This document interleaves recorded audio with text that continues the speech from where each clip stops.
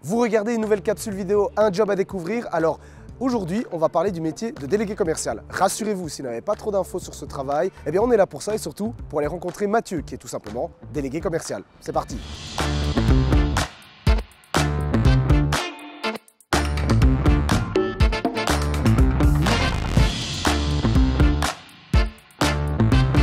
Bonjour Mathieu. Bonjour. Merci de nous recevoir ici. Alors, délégué commercial, c'est quoi concrètement ce métier? Il faut tout simplement vendre, je veux dire. Donc on est amené à essayer d'augmenter tout simplement le volume de vente d'une société. C'est beaucoup de routes. Donc c'est un quotidien différent et des horaires différents alors?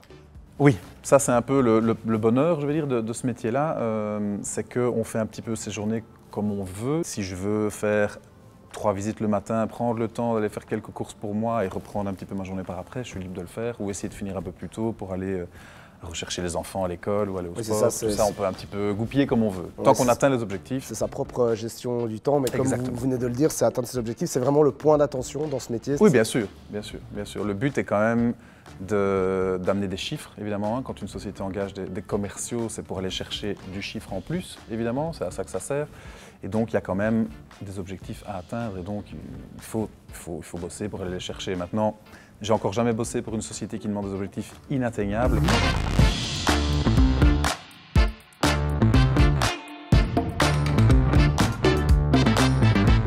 Mathieu, on est ici dans un lieu qui a un rapport avec votre boulot, j'imagine. Alors oui, tout à fait.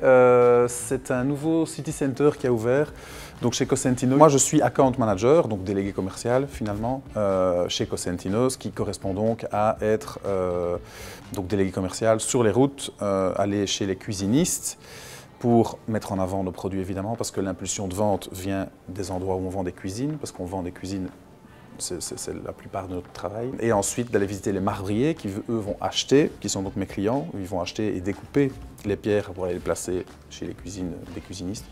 Et aussi parfois m'occuper des clients finaux quand ils veulent choisir leur coloris de pierre, etc. Et c'est pour ça que vous avez ici pas mal de différents échantillons pour essayer de montrer nos gammes. Comment devons-nous nous comporter pour être un bon délégué commercial? Je pense que ce qu'il faut un maximum, c'est pouvoir s'adapter vraiment, dans le sens où il y a souvent des problèmes à gérer dans tous les boulots de toute façon, mais voilà, quand c'est des problèmes avec des clients directement, c'est encore une autre dimension. Donc je pense qu'il ne faut pas avoir peur si la personne a du bagou, est orientée solution et peut essayer de se gérer, de s'auto-gérer tout seul et d'accomplir un petit peu des choses, d'atteindre des chiffres.